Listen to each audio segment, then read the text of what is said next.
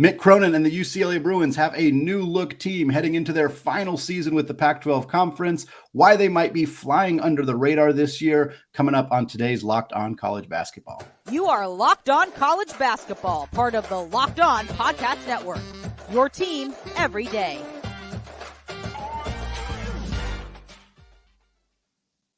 What's up, folks? Welcome into the Locked On College Basketball Podcast, part of the Locked On Podcast Network, your team every day. I am your host, Andy Patton, and today's episode of Locked On College Basketball is brought to you by FanDuel. Make every moment more. Right now, when you bet on a Super Bowl winner, you can get bonus bets every single time they win in the regular season. Just go to FanDuel.com/LockedOn to learn more. Well, I'm thrilled to be joined by my friend and the host of the Locked On UCLA podcast, Zachary Anderson Yoxsimer, to discuss UCLA's offseason and influx of international talent, as well as a look ahead to the move to the Big Ten and what that might mean for the Hoops program. Zachary, I think it's kind of easy to start the conversation around UCLA Hoops with who they lost, because I think that's kind of the thing that jumps out the most when you first start looking at UCLA. No Jaime Jaquez, no Amari Bailey, no Tyger Campbell, no Jaylen Clark, no David Singleton. The biggest returner who comes back is, of course, Adem Bona, which I think there's a real chance that he competes for Pac-12 first team next year. Really talented young man, but that's a heck of a lot of talent to go out the door. Yet we do see this incredible incoming class, as Mick Cronin is always an active recruiter on the national and international market. And of course, the two most recent additions are really where I want to start this conversation, talking about Aday Mara, who's been rumored to come to UCLA for a long time, but officially signed that paperwork. They also had Berke B. I'm going to just skip pronouncing his last name, from Turkey. Two big international stars. I'd love to hear kind of your thoughts on what those guys bring to what's going to be a pretty new look team for Mick Cronin next year. Well, quick tidbit about Adem Bona. Imagine if he wasn't hurt, right? If he wasn't hurt, he probably left and he's going to the NBA. So if he wasn't hurt, that would have been another spot that UCLA had to fill. But luckily for the Bruins, he came back. For Aday Mara, this is someone who's been like a mystery recruit of sorts that everybody knew was this mystery guy that they're going after almost just about a month after the tournament. Oh, who's going to maybe fill in when Bona leaves, or become a new recruit that's just going to fill in. And it's been a long process that his name's been floating around. And then all of a sudden, the international play comes around. You see 7'3", and you're like, Mick Cronin doesn't get 7'2", 7'3" guys. He likes his undersized big men. I know Bona's 6'10", 6'11", uber athletic, but Mara would signify a big change. Remember, last year, Arizona had twin posts. UCLA hasn't necessarily had that. Mick Cronin hasn't had that, even dating back to his days at Cincinnati. And then you bring in Berke, who this is someone who UCLA has been going after for a while, and it's been in the works. They've been grinding through it. The international process, the admissions process can be a little bit tougher at UCLA. And I know he also had his own contract situation, maybe not as public and as back and forth like it was with Mara, but he had to decide, do I want to stay or do I want to go to UCLA? And he eventually got cleared, made the decision, and everything at the end made it seem like, all right, he is the quote unquote replacement for Jaquez in a bigger, taller, more athletic, arguably form, and he's a lefty. So there's just so many different pieces, which makes UCLA an interesting team to try and figure out, with very talented players who have never played before, all with different backgrounds. And that's what's so interesting to me, is it seems like there's a real dearth of kind of front court talent, and I'm curious how Cronin's going to make that all work. I mean, you have, of course, Bona and Mara, as we talked about, who are almost certainly going to start at the 5 and the 4.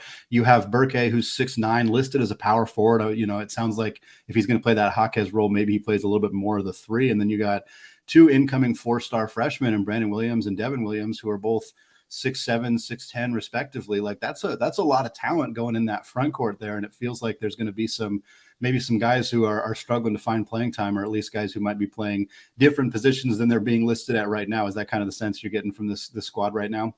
Yeah, absolutely. I was reading the LA Times the other day by the great Ben Bolch. Got a quote from Mick Cronin that said, our emphasis this year is to move the ball around, because it's not going to be ball dominant. Not that Tyger Campbell was ball dominant, but the ball was in his hands a lot.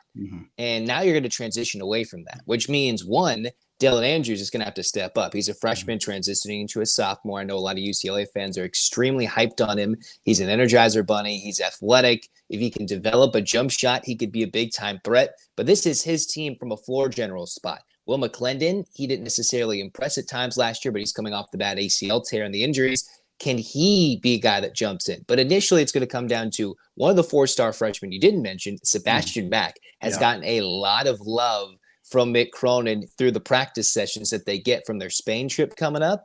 And they've got those 10 extra practice sessions. Mack's gotten a lot of love. He could compete for a starting 1 or 2 spot.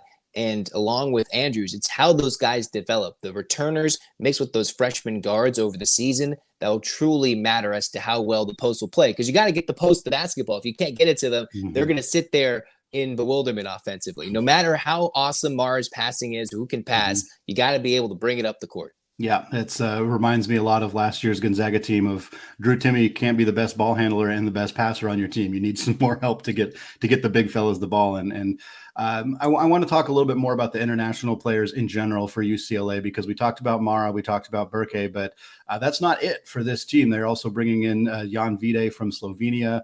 They're bringing in Ilane Fibleuil from France. Really huge international recruiting trip for Mick Cronin. I mean, this team's not going to start 5 international players, but they have the option to potentially do that. At the very least, have 4 or 5 international guys pretty routinely in the rotation. And I think we're seeing, especially the last few weeks as the transfer portal has dried up and these teams are starting to try to fill out those final spots on their roster. Again, we saw Gonzaga add Luka Krajnovic from Croatia. We saw Kentucky add Zvonimir Visic from Croatia as well, I think is where he's from, or yes, he's from Croatia. So there's a lot of Eastern European talent coming over, a lot of European talent in general coming over.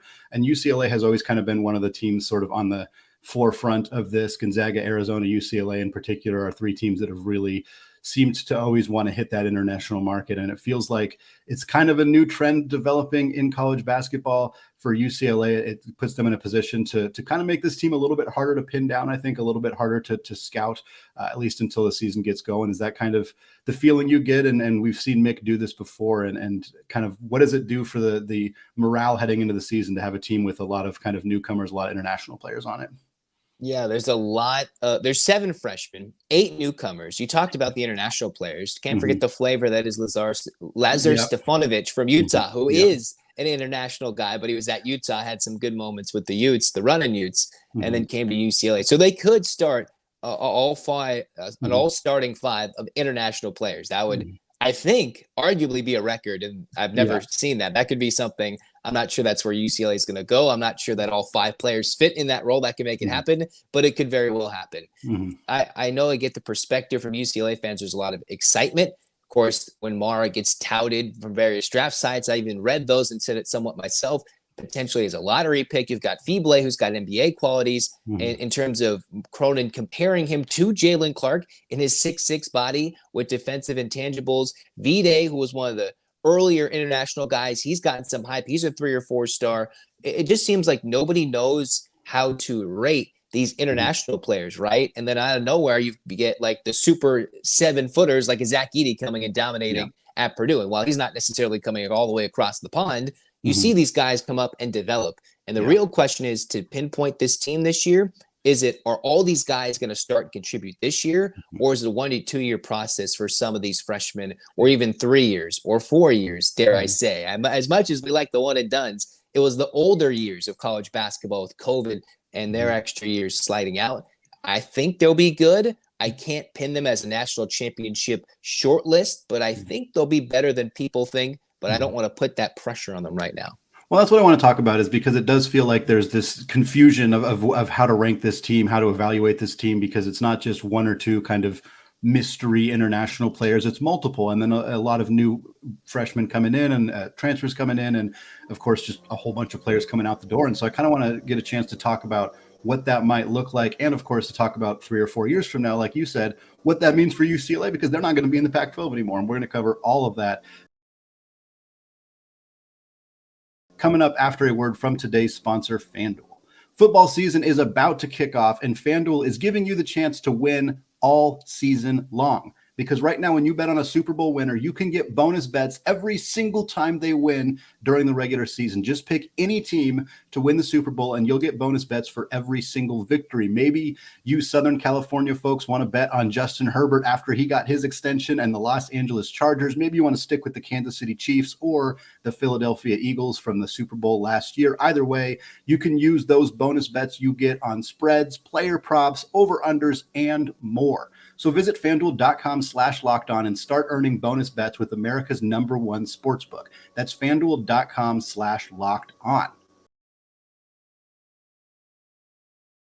Folks, want to thank all of you for making Locked On College Basketball your first listen of the day, and a shout out to those everyday listeners checking us out on YouTube as well. We are very close to 1,500 subscribers. Would love to get there before the first tip of the college basketball season. If you can, go ahead and hit that subscribe button. We got more fantastic stuff coming your way this week on NIL, transfer portal, all the big news in college basketball. For right now, though, want to continue our conversation with Zachary Anderson Yoxheimer of Locked On UCLA to talk about kind of the expectations for this team. And you touched on it really well there right at the end of the segment, Zachary, just talking about there's a bit of mystery with this team. A lot of international players, and one thing you pointed out, international players, it's hard to rank them. You often see 24/7 Sports or other places not give them rankings at all, or just give them a star ranking. And, you see these guys come in and some of them dominate right away. Some of them it takes 2 to 3 years, and there's language barriers and various other things. But I'm looking at where some of and again, it's mid-August. So of course, rankings and way too early power rankings and all that stuff are to be taken with a significant grain of salt. But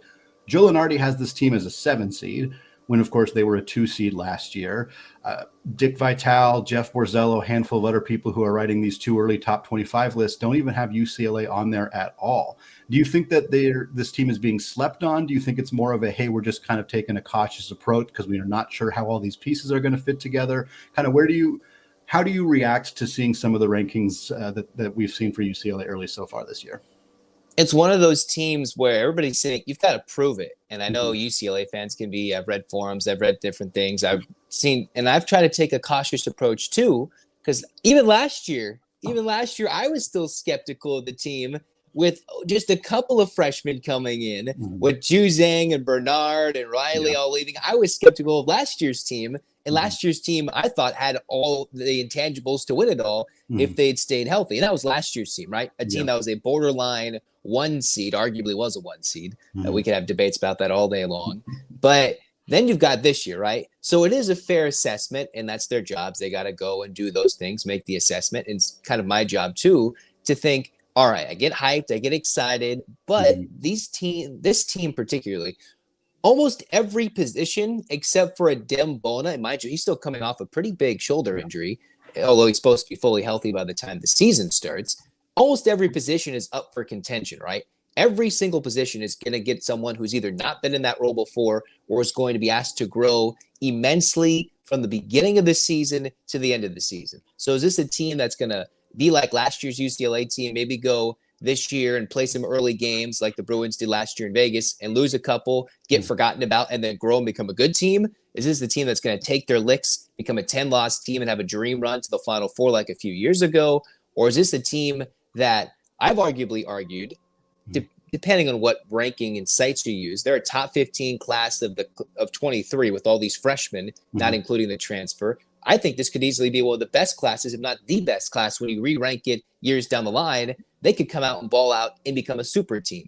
I don't think that's going to happen right away, but I do think in Mick Cronin's development, his scheming, the defense is just going to win a lot of games if they all play defense together. And I think the offense will come. If there's no offense, then it might be a rough year. Well, what I'm kind of fascinated by is it sounds like there might be an opportunity for this team to be even better a couple of years from now. And I think that's probably a pretty good way to be building a roster right now if you're Mick Cronin, because, and this is not a debatable statement, I don't think, Big Ten's a heck of a lot better at basketball top to bottom than what was the Pac-12 or what will be the Pac-12 for a final season here in 23-24. Of course, USC has been getting a lot of attention, but now with Bronny James potentially not playing this upcoming year, that hurts their chances a little bit. Of course, Arizona is going to be near the top of the standings in the Pac-12, if not at the top of the standings. A really good offseason for Tommy Lloyd. But this is not a great Pac-12 top to bottom. Really, outside of those few teams, you got Colorado's kind of gotten some attention, but are they, they've gotten that attention before and not necessarily lived up to it. So it feels like a season where UCLA can almost kind of skate by in the Pac-12 and still do enough, even if there's some growing pains, some learning that these younger guys need to do. And then by the time they're kind of ironed up and ready to roll, they'll be in the Big Ten. And to me, that feels like a spot where you really want to be bringing your best, because Big Ten basketball, not a lot of NCAA tournament success, same with the Pac-12, but has had a lot of regular season success. And it's funny to me because the general reputation of UCLA basketball historically doesn't seem like it matches up very well with the reputation of the Big Ten and the style that they play. But at least in my mind, and I'm curious your thoughts, kind of feels like Mick Cronin's style might actually match up fairly well with how teams in the Big Ten play. What do you think that kind of relationship is going to look like by the time UCLA ends up playing Big Ten hoops in a year?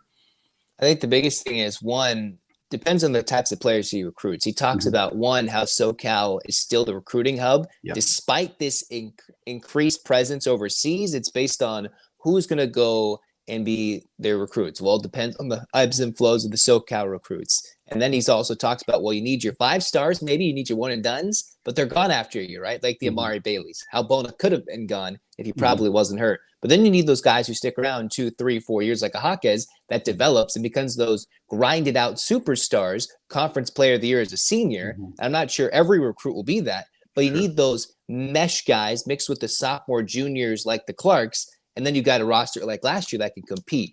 Well, Mick Cronin's coach kind of on the other side of the country. He's seen how things play, and it's more of a bruise. It plays some good defense. And I know everybody talks about how good the Big 12 is basketball-wise, but the Big 10's really good as a basketball conference. It seems like it's very much slept on. I mean, at the end of the year, we always talk about how they're overhyped, but it's so consensus that it's the Big 12. And I know that they're only getting better with the additions of the new schools, but the Big 10 is a pretty good basketball conference. Like, we can't forget that they're almost a 1B in my mind. I know there's some clunkers at the bottom there, but I think UCLA, beyond the travel, can fit in and might make their own identity, because, who's really dominating the Big 10 nowadays? The recent dominant surges have kind of all gone up and down. So I think the Bruins will fit in. Yeah, it'll be really, really fun to see kind of how Mick Cronin makes adjustments, what adjustments he makes at all. I'm also very curious what this is going to look like for Andy Enfield and USC. And of course, what we'll see from, is Washington's zone defense going to translate to the Big Ten at all? Like, there's a lot of fascinating things. Don't even get me started about Washington. I mean, Washington's zone defense hasn't worked in the Pac-12, so I'd be pretty surprised if it were to work in the Big Ten. Zach, I got one more question for you, talking about football a little bit, talking about Chip Kelly's recent comments. You talked about them on a recent episode of Locked On UCLA. Chip effectively wondered aloud about having football go independent across the board, and basically all of these conference realignment moves that are impacting entire athletic departments, impacting sports well beyond just football and basketball. If perhaps going independent and letting those football conferences or football, letting it be separate. And so your softball teams aren't traveling across the country, your tennis teams, your volleyball teams, etc. And I've worked in college athletics for about 5 years. I've traveled with teams. I've worked with non-revenue sports. I know you have done similar stuff as well. And so you kind of have seen what kind of impact this can potentially make for those non-revenue sports. And for me, what I'm curious about is what it does for men's basketball, or basketball in general, because basketball is kind of right in the middle. It's not football. It's not generating that kind of revenue. It's not that must-watch TV, but it's also not baseball or softball. With no disrespect to those sports, basketball is a revenue maker. It is a money maker. The NCAA tournament's $1 billion industry. So it's kind of an interesting spot that basketball would find themselves in. Like, should these moves be made for basketball and football? Should they be totally separate? I'm kind of curious, just after hearing what Chip Kelly said, after reacting to it on your show, kind of where you feel men's basketball sort of fits into this unique dynamic of conference realignment that's going on right now. I think it all comes down to greed and money and TV deals and everything. And both the blessing and the curse for college basketball is March Madness. Because in football, the regular season, we care about the big dogs. They only want the big dogs. There's no Cinderella in football. Let's be real. Yeah. That's not going to happen. And even though there could be, it just doesn't happen in college football. In college basketball, especially come March, the Cinderella Fairleigh Dickinson, right? Good old Purdue going down. Recently, UMBC. That's what makes it. So they need the small schools who might not always be making money, but that is why March Madness is so special, or the big runs. And while they always say at the end of the tournament, the best teams and the Blue Bloods make it, but heck, even San Diego State was in a final this year, right?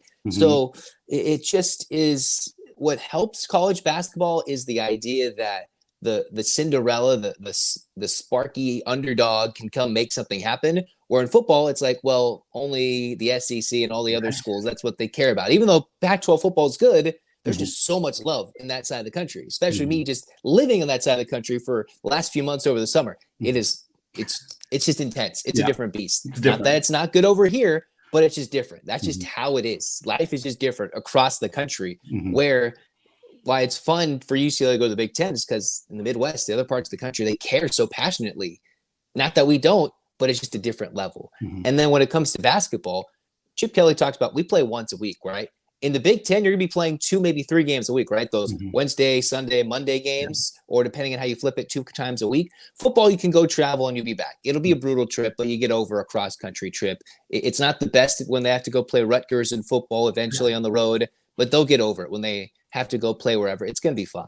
But when you have to go play Rutgers and then you have to come back and play Ohio State if they do something dumb like that, because TV might make that happen, and then come back and maybe play a Tuesday game for a big marquee national televised game, or maybe even just play SC at home, that's where you're just really losing out, because they still got to go to class. They still have to maybe work on their NIL deals, right? They still got to fulfill those obligations. They still got to work on their craft. And mind you, they still have a personal life out of all this.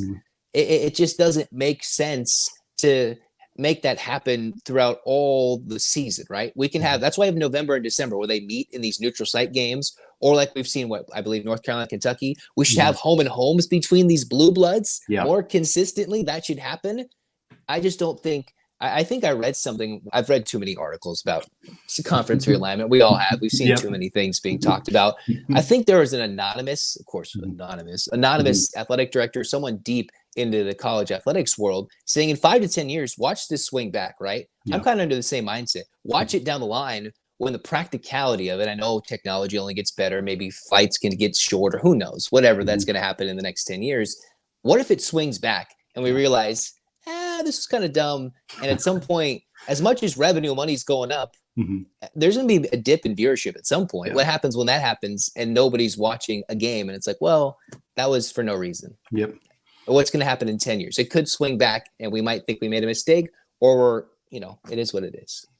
Well, a big thank you to Zachary for coming on the show to talk some UCLA hoops today.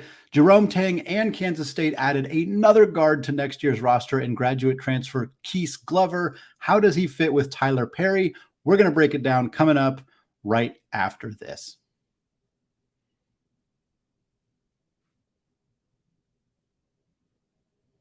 All right, folks, segment 3 here. Still Andy Patton, still locked on college basketball. Closing out the show, talking Big 12 hoops, talking about Keith Glover, graduate transfer, who was committed to BYU for most of the offseason, but is instead going somewhere else in the Big 12, has recently committed to Jerome Tang and Kansas State, is the third really well-known, or at least big-time transfer portal addition for Jerome Tang and the Wildcats, behind, of course, Tyler Perry, who comes from North Texas, one of the most prolific mid-major scoring guards in the country last year, a tremendous replacement for Marquise Noel, as difficult as it may be to replace somebody like Noel. They also add Arthur Kaluma out of Creighton, a really kind of understated and I think valuable addition for Jerome Tang's team. And now late in the portal season, they add Keith Glover. This is not the first time they have added a player late in the transfer portal process. This is not the first time they've landed a player late in the portal process who initially played college basketball at Florida. Of course, Keontae Johnson was a massive part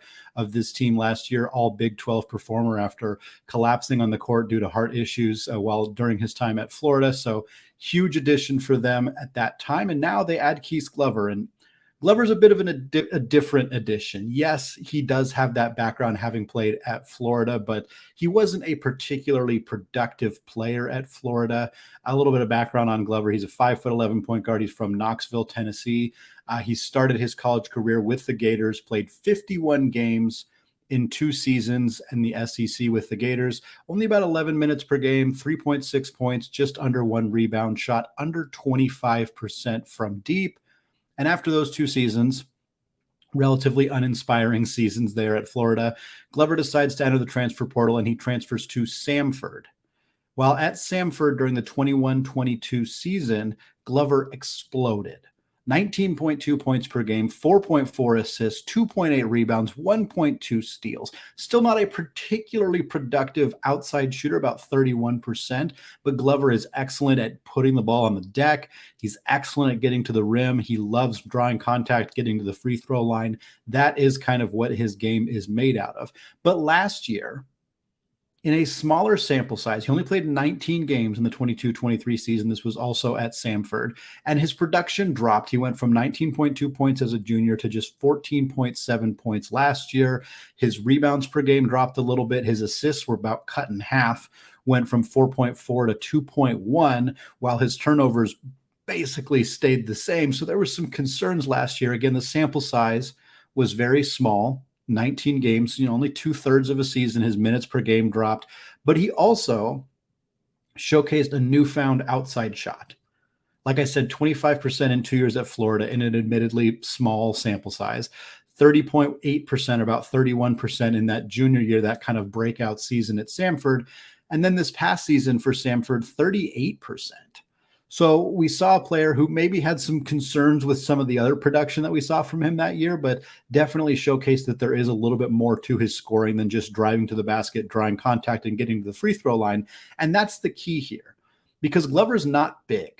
He's a 5'11" point guard, and he joins a Kansas State team that has seemingly doesn't have any issue with smaller point guards. They had, of course, Marquise Noel last year, one of the all-time great small point guards in NCAA history, at least NCAA tournament history. The production that he had last year during the big dance was absolutely unprecedented and unbelievable for a guy of his stature. So this is not an issue for Jerome Tang, but having Keith Glover at 5'11" and Tyler Perry does create a bit of a unique situation. Before we get into that, I want to talk about how Glover got here in the first place, because for months and months, it looked like he was going to go to BYU. He committed to BYU early in the transfer portal process. It was kind of billed at the time as one of the first big moves by Mark Pope and the Cougars, adding a Big 12 caliber player. Again, he hadn't played at that level, or he played in the SEC, but hadn't produced really. But it was viewed as like, hey, this is the kind of guy that Big 12 teams are going to pursue. So for BYU to land him and snag him kind of early in the portal process, get him committed, get him through the system, get him ready to rock next year, was viewed as a big win for Pope and their staff. And unfortunately, in this day and age, like your roster is never set at any point. If you have players on your team who are eligible to still enter the transfer portal because they are graduate transfers, they are still going to do so. And this has been proven in the last few weeks of college basketball. As we're into August, we've seen players like Boogie Coleman. We've seen players like Mike Meadows, who went to St. Louis. We've seen a handful of other players enter the transfer portal very, very late in the process. And most of the guys who have done that have committed within a few days.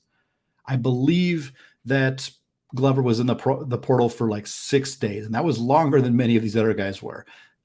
These players are committing, or are leaving their respective schools, entering the portal again, often kind of knowing where they're going, or at least having a good sense of it.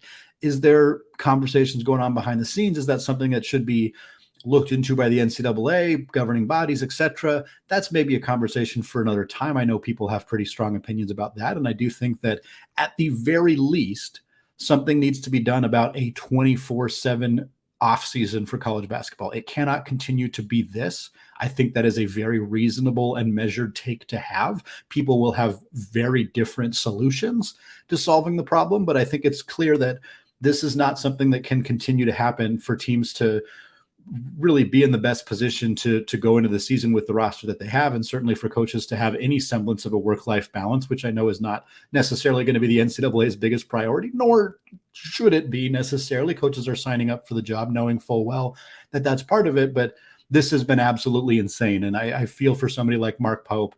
I feel for somebody like Kenny Payne. We talked about the Trent Flowers situation, which is admittedly different as he chose to leave the NCAA entirely, but it is still something we're seeing crop up a lot here in mid-August. Regardless, how does Keith Glover fit with Jerome Tang's Wildcats? Do him and Tyler Perry play together? Is that setting them up for difficulties on the defensive end of the floor in the Big 12? I would say probably. The Big 12, as we know, as we talk about a handful of times on this podcast, is absolutely stacked. Kansas, Houston, Baylor, absolutely ridiculous top group. Of course, they have some really premier programs coming in the future in Arizona and whatnot. But beyond that, you also still have Iowa State. You have TCU. You have West Virginia, who has had a very strange offseason, but ultimately is still coming into the year with a pretty darn good roster. Texas is still in the Big 12 heading into next season, at least. So this is going to be a really challenging season. Once again, Jerome Tang and the Kansas State didn't seem bothered by it last year. They ran through the Big 12, did better than most people expected them to do, got themselves a decent seed in March, and just cruised behind Marquise Noel and Keontae Johnson. But both those guys are gone. They also lose Desi Sills. They lose Tyke Green, one of their other guards. This is a team that's going to look really different. Ismashad is gone. I think he transferred to Georgetown. At least I know he transferred. So they're losing a lot of valuable players, both starters and depth options, from last year's kind of Cinderella-esque team for Jerome Tang. So what does this mean for this team? I think that the combination of Tyler Perry and Arthur Kaluma is outstanding. Is it quite on the same level of Noel and Johnson? Probably not, but that says more about Noel and Johnson than it does about Perry and Kaluma, who I think with time and with kind of gathering that camaraderie, I think will ultimately end up being a very solid 1-2 punch in the Big 12. Glover represents more of a depth addition.